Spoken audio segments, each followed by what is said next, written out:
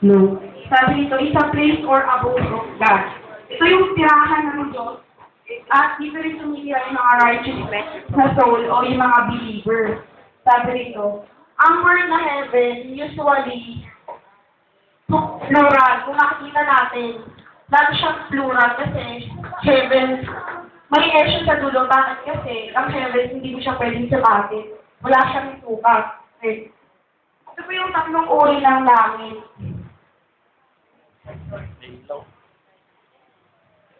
Yung una po, the lower heaven.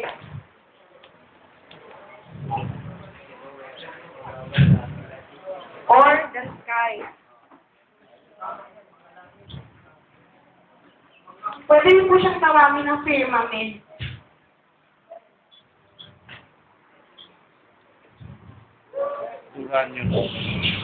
Okay. Ang firmament po sa Greek word, rakina.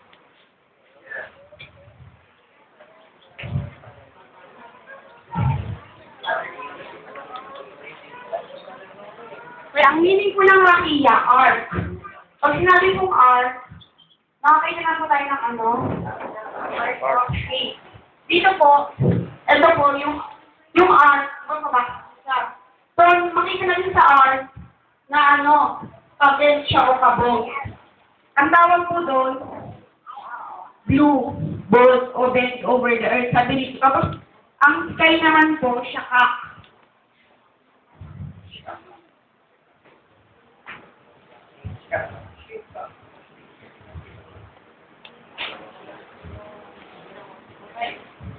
Meaning naman din po nito, both. Okay, pag sinabi rin po both, parehas lang po sila ng meaning. Sabi, what is sky? Is a blue bolt or cold atmosphere. Sabi, makikita po natin sa upper atmosphere. Kadalasan, pag tinatanong po natin yung mga bata, tatanungin po natin yung langit. Ang tinuturo nila yon, di ba, sa taas. Tama sila kasi, ang tawag dyan, langit. Pero sa Tagalog, hindi talaga siya dito na sa langit. Kasi ang Tagalog ng firmament ay himpapawid. Okay. Dito po, pakibasa po natin sa Genesis verse 1, 6, hanggang 8. Pakibasa ating reading. 1, chapter 6, 8. Genesis 1:6-8. And God said, let there be a firmament in the midst of the waters, and let it divide the waters from the waters.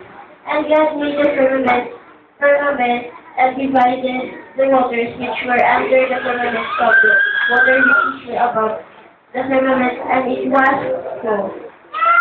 And God wrote the firmament heaven of the earth, and the evening and the morning were the second day. Okay, makita po natin dyan yung word na firmament. Okay? Pero pag sa ibang translation po, mababasa po natin sky.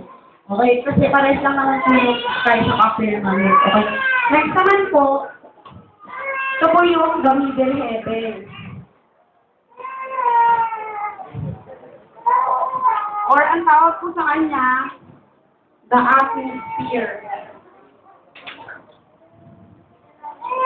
Or the universe. Kasama na rin po dito yung universe. Okay. Ito naman po, dito na po makikita yung mga stars, mga galaxy. Ito na po yung labas ng mundo. Okay. Ang sabi, kung yung yung sky o yung lower heaven, ang tawag sa kanya, blue bolt. Ang tawag naman sa atmosphere o universe, mass bolt. Bakit siya mass? Kasi ang mass, walang sukat o marami. Sabi nito, isang mass bolt body of gases na nasa labas ng Earth. Sabi nito, isa siyang gloomy o madilim na bahagi ng kalawakan. Okay.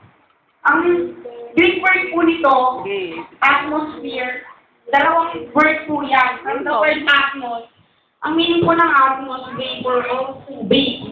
Kasi sa labas ng mundo, marami pong tubig. Makitang tubig. Yung sphere, ayan po, ang shape ng sphere is globe. Bali, totally na nakasaulay amos po na ang universe ano siya, continuous na lumalaki.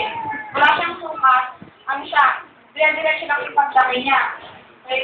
Papapasa po natin to, common na po to sa atin yung middle heaven. So, Genesis 1:1. Okay, basa rin po ito. Genesis 1:1. Memoryado niya dapat yan.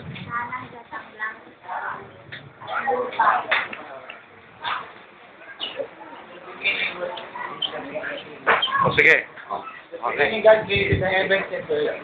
Okay, kapag simula nilikha ng Diyos ang langit at ang lupa. Okay. Doon po, makita po natin na yung langit, word na langit doon, ito po yung kalawakan o yung atmosphere. Okay. Ito po yung tinatawag na second heaven. Pwede, para malinaw, basahin pa rin po natin sa sa Philippians 2:15. Pwede yan. Vivo. Los 15.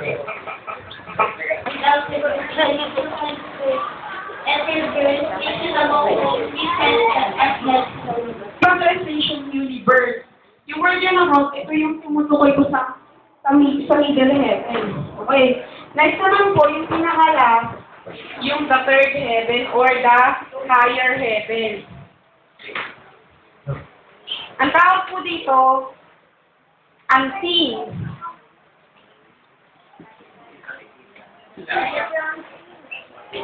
Unseen, the unseen, kasi hindi mo siya nakikita. But ang tawag po dito, paradise. Sa Old Testament, ang paradise, pwede po siya itipo sa Garden of Eden. Halimbawa na lang po Genesis 2:8. Doon makikita natin yung Garden of Eden. Pwede rin po siya sa forest o sa kagubatan. Sa Nehemiah 2:8. Basahin niyo na lang po. Okay. Sabi dito, yung higher heaven, ang Greek word po natin, paradiso.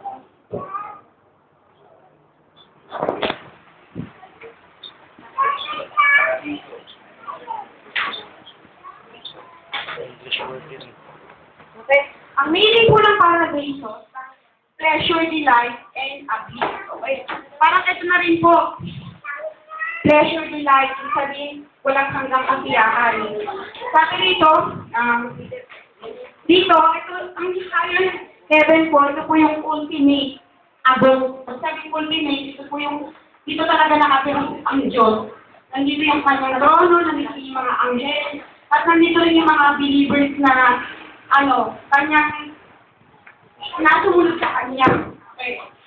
Ito yung, dito, sinunod natin ito sa Garden of Eden. Pero, pag binanggit po natin ito sa Old Persia, ang tawag po sa kanila, paradise. Okay. Sulat ko po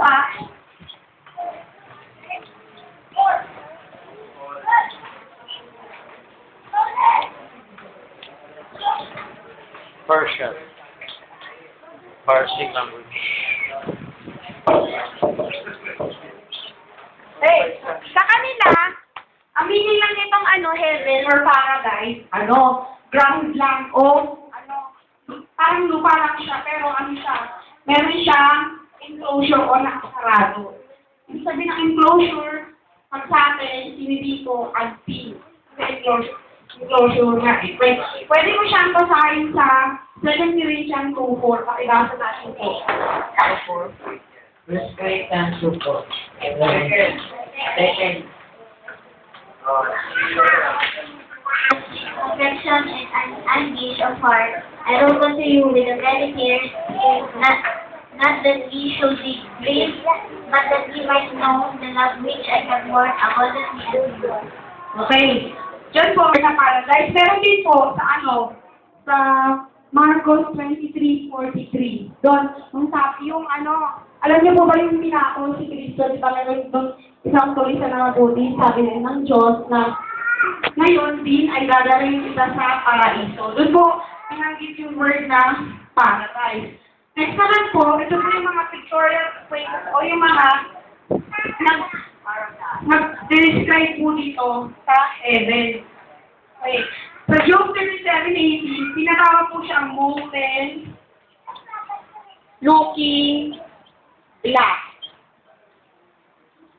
Okay. 12-4, Dario. 12-4. Pero po ba? Sorry. How he was caught up to heaven. Next naman, yung To third ano. heaven. Opo, Isaiah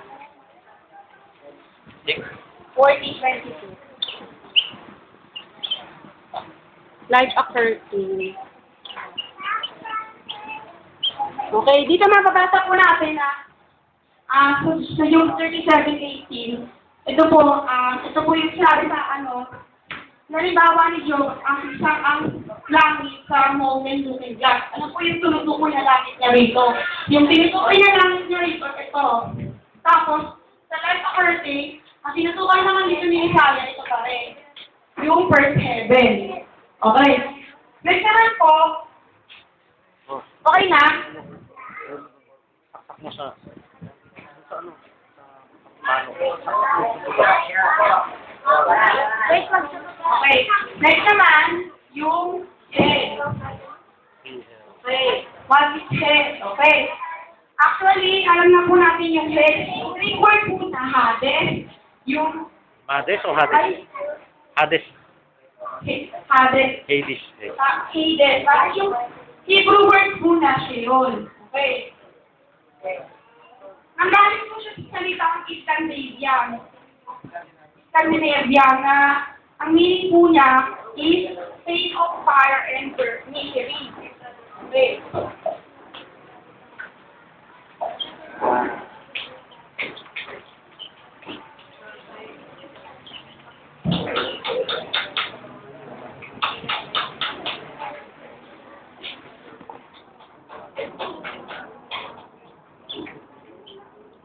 Hell.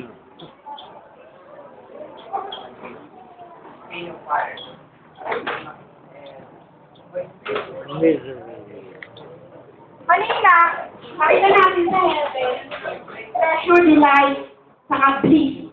Dito naman, pain of fire and misery. Baka makita natin na magkaibang po talaga siya. Okay? Hell this is a place of eternal, extreme torturous, excruciating agony. Sabihin po, napakatindi ng, napakatindi ng mararanasan po natin sa hell. Doon po, magkakaroon po tayo ng agony, kaya nang nabasa po natin sa Luke 22:25, yung naghihirap yung mayaman sa impyerno. Sobrang init doon, nakahirapan siya. Mababasa po natin yun sa James 3:6.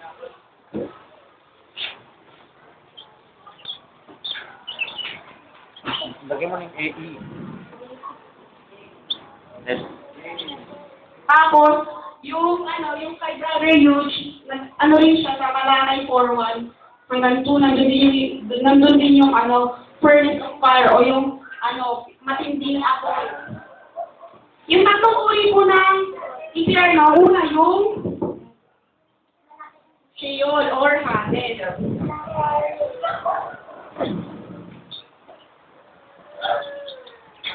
Pag sinabi, Hades, Greek word, pag sinabi Sheol, Hebrew word, okay. Dito po, sabi dito, sa Old English, nanggaling siya, o sinaunang English to Shaal, meaning big. Ang tawag dito sa Sheol, siya yung the grave. Okay, ang libingan. Okay. Dito po, dinidescribe talaga ng Bible na ang Sheol, isa po siyang grave or libingan. Okay. Sabi dito, ito yung lugar ng mga masasamang spirito o kaluluwa at ito'y nililibig. Tinatawag dito, netherworld o Netherworld. Yun. Tapos, mababasa po natin yun sa Matthew 16:18. Pakibasa.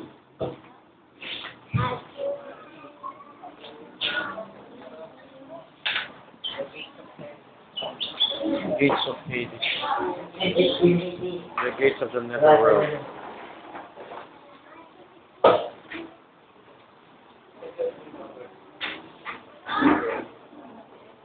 Okay na. Sino pong babasa?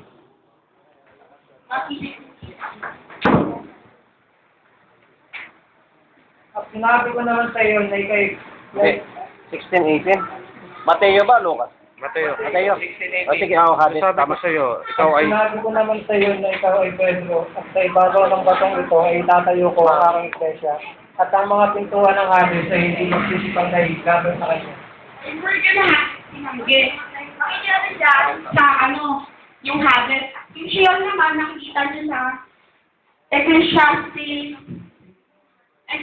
9:10. Okay, pakilapot natin yun 9, 10. Alam mo, Bisaya. Yes, right, right, right.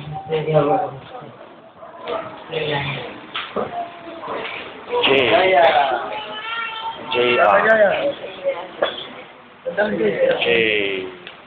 J. 9:10. Ano mga susupo ang gawin ng iyong kamay, gawin mo ang iyong kapangyarihan sapagkat walang gawa ni Chatchaman, ni kaalaman man, karunungan man sa shore ng mga pinahan.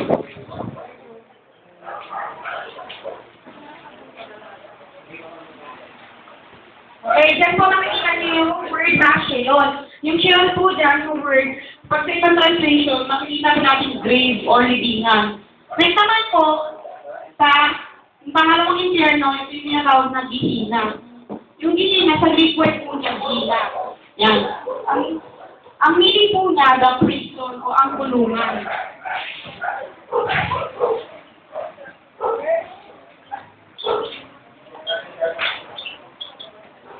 Okay. Dito, yung Gehenna, nanggaling siya sa salitang Gehinnom. Kasi sa Bible, pinupunto ng Bible na ang Gehenna, may lugar sa Bible na may Gehenna sa Jerusalem. Sa Jerusalem. So, sa Jerusalem, ang word na Gehenna, tapunan nila ng basura, ng mga basura. Ang ginagawa nila doon, susunugin nila para yung hangin maging sariwa. Yung word na Gehenna, madapatkuhan sa Valley of Hinnom. Yung Hinnom. Okay. Ito yung lambak ng Hinnom. Makikita natin yun sa southwest ng Jerusalem. Okay. Dito, sabi dito, dun sa naman sa New Testament, sinili po siya as a prison o place of tormentation o kahirapan. Mababasa po natin sa Isaiah verse 66, 24.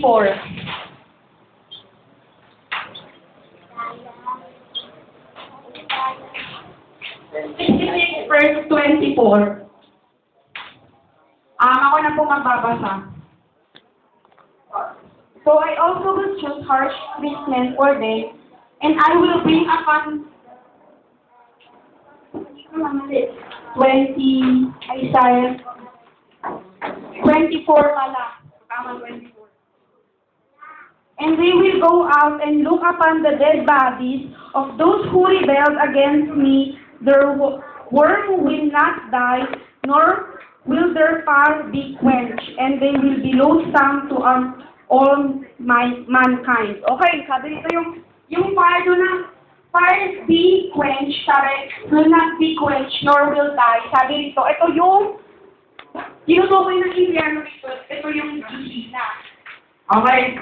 Next naman po yung the last, the Tartarus. Ang tawag po sa kanya, the conflagration. O, ang tawag po sa kanya sa ibang term, ang sunugan. Okay. The burning place. Okay. Yan. Sabi nito, the place of extreme tormentation and with very hot fire place. Sabi nito, ito yung, meron na ito matinding apoy. Okay? Sa Greek mythology, kumuha din po ako. Sa Greek mythology, yung Tartarus, ito yung tirahan ng mga gods. Dito, pagka paparusahan yung mga gods, dito daw pupunta sa Tartarus. Ang namumuno dyan, si Hades, o yung Diyos na impyerno. Tapos, sa langit naman, ang tawag sa kanila, ang namumuno doon si Elysium. Okay. Doon sa langit. Tapos, si Ashbudal naman, siya yung namumuno sa Diyos ng mga tao, yung Diyos ng Earth. Dito makikita natin si Tartarus. Siya daw yung anak ni Ader. O, saka ni James. Ganon. Ader, the air, Yes, ma'am. Yun lang ang spelling sa Greek. the earth. Anak daw siya ng hangin at ng daigdig. Okay. First notification lang po ito ha. Ginawa ko rin para meron po kayong, para meron din po kayong, reference. Okay. Dito po, nakabasa po natin itong Tartarus sa 2 Peter 2:4. Pakibasa po. Jella, ikaw na lang magbasa. 2 Peter 2:4. Oh, nakatingin na sa'yo. For if God spared the angels that sinned, but cast them down to hell and delivered them into his respecting to serve as angels. Wala. Nabasa na.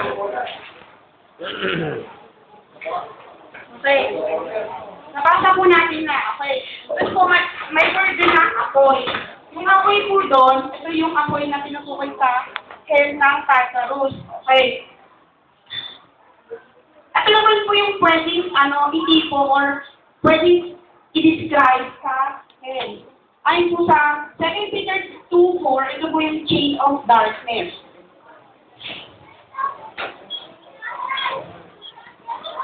Chain of darkness.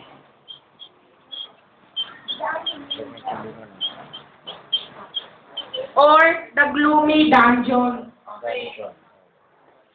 Sa Revelation 23, sa ibang translation sa NIV, tinatawag po siyang abyss. Or sa King James, bottomless pit.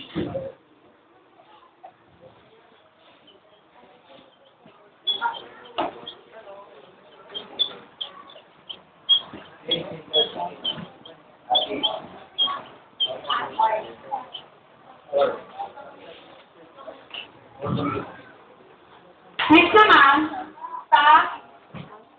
tawag din po siya grave of Edina sa number 16 verse 33.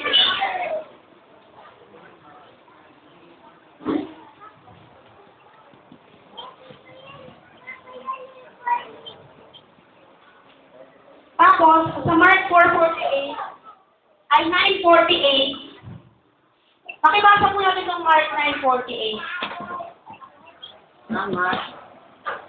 Sorry. 9:48. Ayan. Unquenchable fire.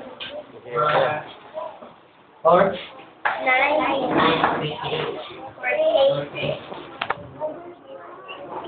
48. Sabi dito, 48. At siya'y pinagwikaan ng himig. Darapuan siya'y lalong tumikaw. Ikaw, na anak na ni David, mahabag ka sa Mark 9:48 din. 9:48. Mali yung binabasa mo. Tama yan, tama yan.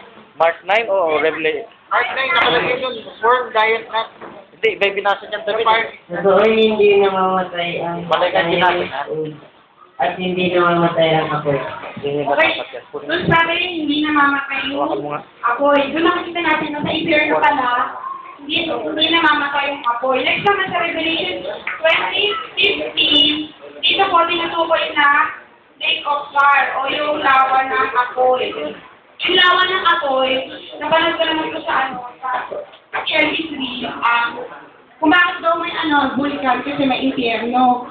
Yung init ng vulkan o yung lava ng vulkan na tinatawag, doon sa impyerno, mas doble pa daw. Mas doble yung init na mararanasan ng isang mo sa akin. Okay, nakibasa po sa ano, Sa lahat Revelation tayo sa Bible. 20:15. Lahat yun na habit. Revelation 20 verse 15. At kung ang sino man sa hindi nagsupuan, nakasulat sa aklat ng buhay, ay ipinulad sa nagsulat ng apo. Okay, dun po nakakita natin na ibubulit sa tagas-tagatang apoy. Okay. Next naman, sa 2010, ito po, makikilala po natin ito yung tawa ng apoy, saka yung brimstone. Okay. Sa ano po, sa buod, yung hamon ko sa bawat isa sa inyo, na narinig na po ngayon, huwag po natin nais na makapunta po sa kahit alin sa mga yan. Okay.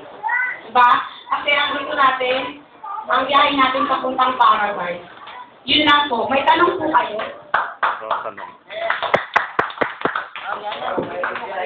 Okay, tanong. Nakulong mo. Brother Dario, ito ba yung Mark 9:48? Yun ba ay ano? Tartarus o Gehenna? Mark 9:48. Tartarus o Gehenna? Yung Mark 9:48. Teka, nauna ako eh. Ang Mark 9:48 ba? Yun narinig. Ang Mark 9:48 ay Tartarus or Gehenna? Para sa akin po, kasi ito ha, okay lang kahit mali. Hindi. Hindi, okay lang kahit mali. Sige, sagutin mo lang. Para sa akin po kasi sa ayon, iba batay po sa description nila. Yung sa description nila, ang para sa akin po, yung Tartarus. Okay. So lahat po ng talata, ito, Revelation 20:15, Revelation 20:10 is Tartarus. Tartarus, hindi naman po natin masasabi kasi, hindi po natin masasabi na ang liko pa rin nasa Tartarus kasi, kung naman ako nakakapunta doon, di ba? Dali, ako papaliwanag yan. Sige. Tanong na lang kayo, dali. May papaliwanag lang ako mabilis. Pastor, tanong po. Pastor Dario. Tanong ko lang, can you differentiate, summarize lang, yung Hades, Gehenna, and Tartarus? Ay, summarize po natin ha.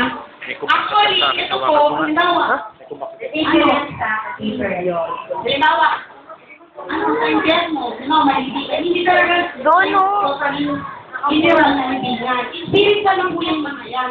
Hindi po. Kasi po, halimbawa tayo, sabi na nga, sinutunog ko, narelax na tayo. Doon po, kapag tayo ay, ito pong siyon, yung tawag po siyang grave. Actually, lahat po sila impyerno. Okay? Pero ayon po sa Bible, ang description ng Bible sa bawat po sa mga yan ay iba-iba. Okay? Halimbawa na lang, sa siyon, sinabi siya, sa Ecclesiastes, sinutuloy niya doon, o pinupuno doon ng Bible, isa siya ang talagang bibina, pero hindi talaga bibirang na bibig. Tanong.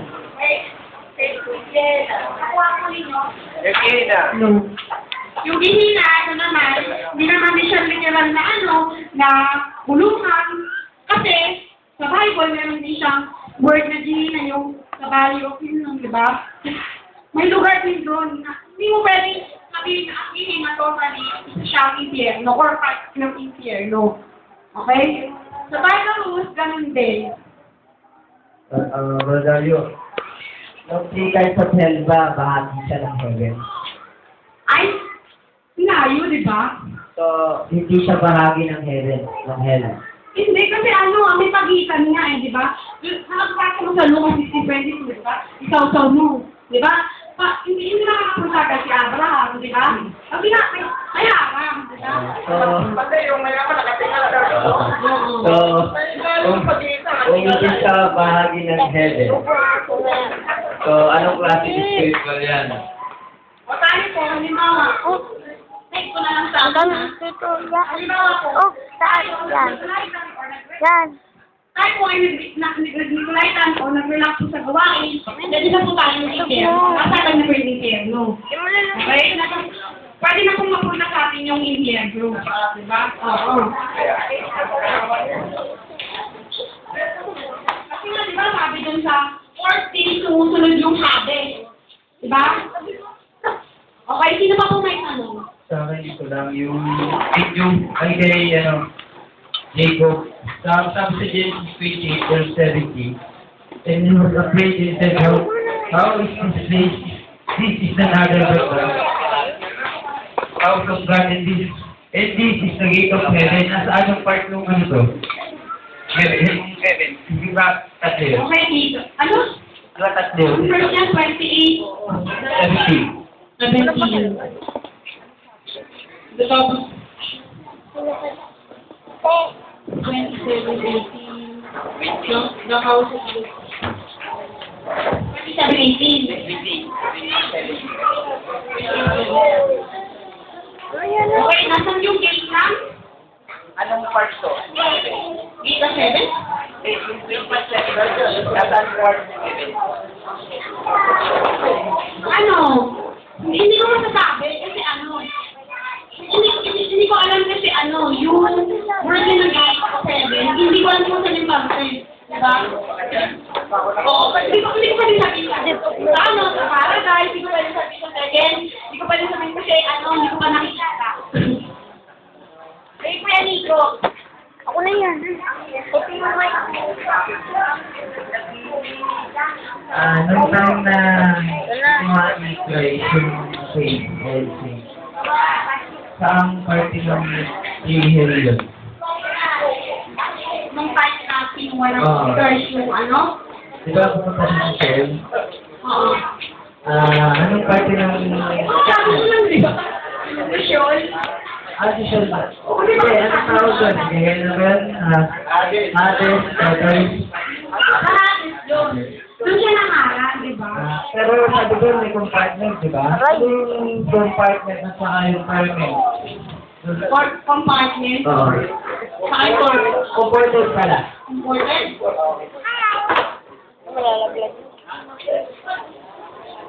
Yung mga ano, bali ano po, para sa akin, hindi ko na po alam kasi po, medyo ano lang po yung nakaya ko, so, kasi ano, yung, ano ang version yun na? Kamay ito. Wait, kasi na kasi hindi ko alam eh. Ay, naya para sa ako. Sino ka? Ako. Yes. Ayan, alam mo yung tanong ni Brother Chloe? Sabi ko, yung part ng heaven. Yung tanong ko kasi, yung earth, yung bagong ng space na sinali ng ano, di ba? Tapos yung sky, kumabangit ko lang kanina, nasa loob kami ng ano, nasa loob ng earth. So, kumabang na hindi siya part ng heaven. Kasi, ano na klaseng heaven kasi tinutukoy? Hindi, yung sinabi mo heaven kasi kanina, yung first Ay, night, kasi maraming heaven eh. Pwedeng, yung sinabi mo kanina, yung kaya nga maraming kasi tatlo diba yung heaven? Ang hindi ko kasi alam kung anong pinupunto nyo. Kung first, o second, kasi pag siya kung third, hindi ka lang ikaw or second, diba? Ang yung first, pag sinabing lower, syempre oo na, diba? Kasi ang imperial sabi nila nasa heart of the earth, diba? eh, sabi mo kasi kanina, hindi siya part ng heaven. Kaya nga, dapat pinaliwanag nyo rin na kung heaven, diba? Kasi pag ko lang tatlo, kasi alam mo, pag sabi ko oo, di ba niliwanag kayo sa alam, may impyerno, diba? Part talaga siya ng heaven. Ikimit ako na. Wala naman. Wala nang paikot-ikot pa. Ako na dyan. Ako na. Umupo ka niya na. Pinakaiba ng heaven? Oo, tingnan Ano, mo. wala. Kasi ang heaven, at ang paradise, isa lang yan. Iisa lang yan kasi tumauri, di ba?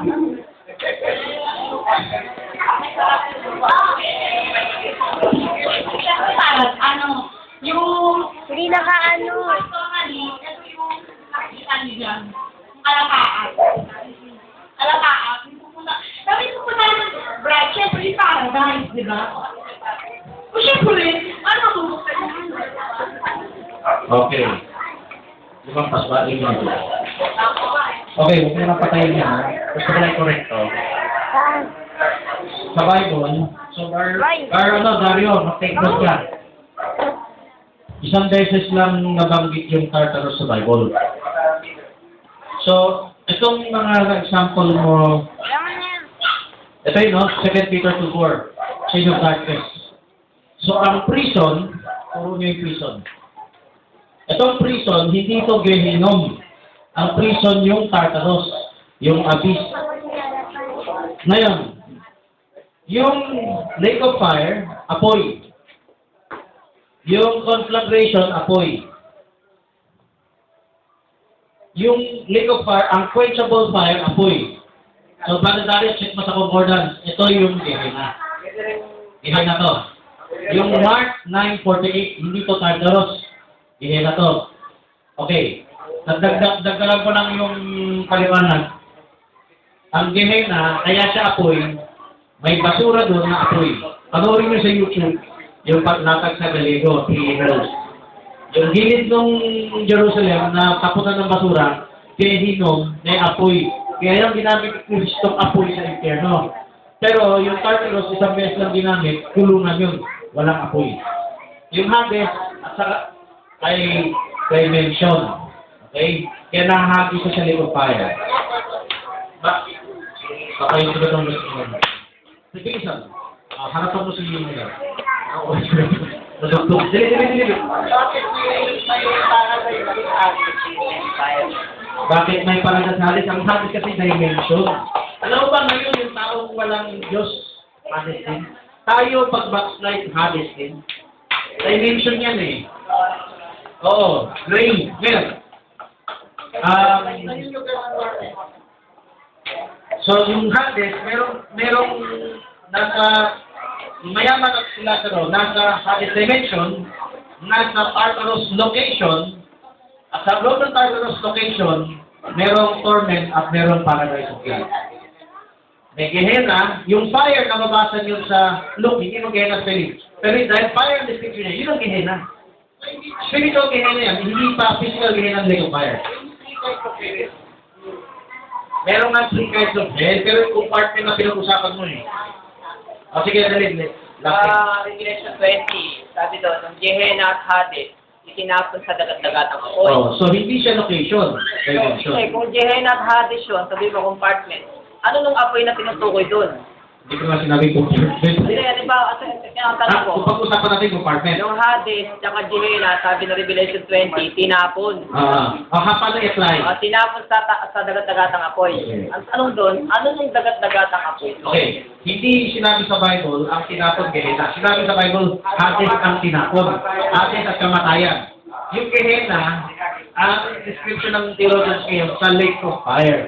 Lake of fire Gehenna, ako lang dinagdagan ko na yung lake of fire ng theologians. Bakit? Yung apoy na sa Luke 16 ng mayaman, tinuturing ko na rin Gehenna yun.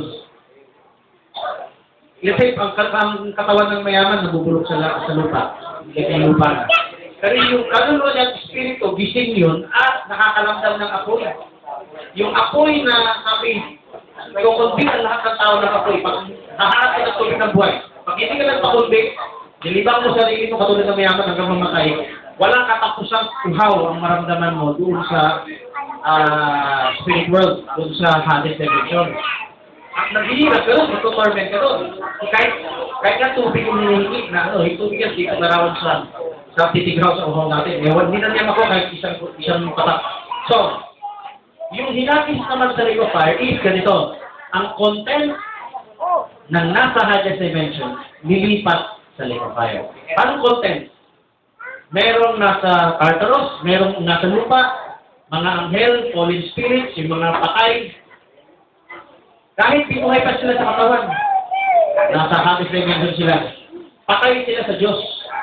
Ngayon, yung mga content, yung mga humihiral sa ganung dimension, nilipat sa lake of fire. Ibig sabihin sa earth, wala na. Wala nang nasa Hades dimension lang. Wala nang spirito ng demonyo, ang spirit world ng demonyo sa earth. Lahat, ang earth ba, purify, makikleanse, hanggang core. Lilipat pati laman ng core. Core in earth mismo core, ha? Yung laman doon na angels and men. Lilipat sa lake of fire. Kaya sabi, death and Hades were cast into the lake of fire. Na-description ng theologian Gehenna. Okay. So, binibigay ko na po sa ating liquefier. Basta wala sa earth. Tumili kayo sa space. Pamili na kayo. Secretary Southwest eh. You think of the galaxy, but you don't think of the earth. Kasi kung Southwest, dito pa rin sa earth eh. Sabi ng Ang access point mo na is you look at the universe. You don't look the galaxy. You don't look at dito sa earth. Kasi kung Southwest, parang haharap ka pa sa earth. Pumukay ka pa dito, haharap ka pa dito. Wala na yan. When it is will be thrown there, ang earth ay courtroom ng Great White Throne Judgment. Ang earth, kasi na-resurrect yung mga patay. Puno-puno itong earth. Itong earth, pag na-resurrect yung mga patay, puno-puno to. Ang humahapon sa kanila yung bright. Then, yung mga na-resurrect, katabi niya, yung mga hindi pinatay sa nila yun, kasi yung dami rin, mas madami pa sa buhangin ng dagat yun. So, magkakatabi sila rito. Patay at buhay. The judge, the quick and the dead, sabi sa Hebrews. Oh. Pero sinabi ng Bible, a devil comes from the north. Sinong day? Yung Gog and Magog? Then, nung spirit of the devil, nag-entry point siya sa north bank. Anong verse yan? Revelation niya.